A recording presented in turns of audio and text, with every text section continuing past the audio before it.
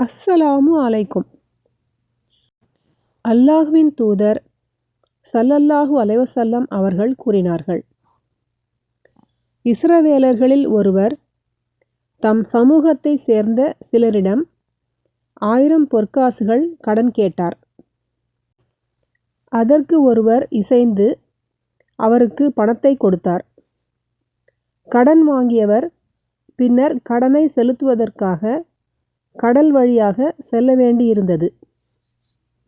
ஆனால் கடலில் செல்ல எந்த வாகனமும் அவருக்கு கிடைக்கவில்லை.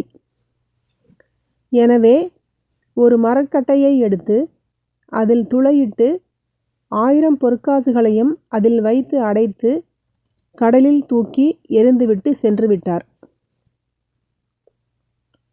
ஒரு நாள் அவருக்கு கடன் கொடுத்த மனிதர் புறப்பட்டு அவ்வழியே வந்தபோது மரக்கட்டை ஒன்று கிடப்பதைக் கண்டு அதை தம் வீட்டாருக்கு விறகுக்காக எடுத்துச் சென்றார்.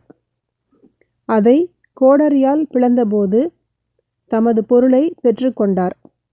புகாரி 1498.